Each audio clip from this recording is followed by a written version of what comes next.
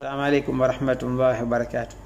Huyu daktari anafanywa interview, anazungumzia ni kisa alokipitia mwenyewe yani. Subhanallah. Anasema alikuwa akijitibu kwake mwanamke alipata kansa kwenye kifua. Ikaana kwenda kule hospitali anafanywa fasi alafu anapigwa makimo yale. Ikantashiri ile maradhi mwili mzima. Ikafikia stage 4. Subhanallah. Mara moja alipokwenda hospitali vile kafanywa fasi akaonekana hamil, mjamzito. Subhanallah, yule daktari akamwambia hatuwezi kukusimamishia hizi dawa kutokana na hali yako.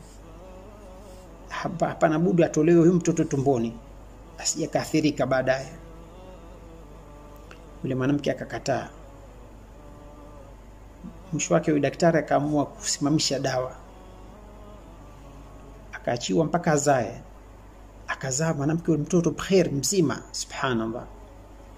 Alipofanywa yeye fasi kaonekana ile maradhi yote imeondoka. Kansa haipo tena. Subhanallah, daktari mwenyewe akashtuka, akashangaa. Si kitu cha kawaida ni. Akamuuliza mwanamke, akamwambia ulikuwa ukifanya nini? Akamwambia nilikuwa nikiamka qiyamul layli na muomba Mwenyezi Mungu. Subhanallah.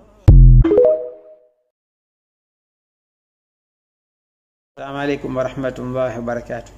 Huyu daktari anafanywa interview, anazungumzia ni kisa alokipitia mwenyewe yani. Subhanallah. Anasema alikuwa akijitibu kwake mwanamke alipata kansa kwenye kifua. Ikaana kwenda kule hospitali anafanywa fasi alafu anapigwa makimo yale. Ikantashiri ile maradhi mwili mzima. Ikafikia stage 4. Subhanallah. Mara moja alipokwenda hospitali vile kafanywa fasi akaonekana hamil, mjamzito. Subhanallah, yule daktari akamwambia hatuwezi kukusimamishia hizi dawa kutokana na hali yako. Hapana budi atolewe huyu mtoto tumboni asije kaathirika baadaye.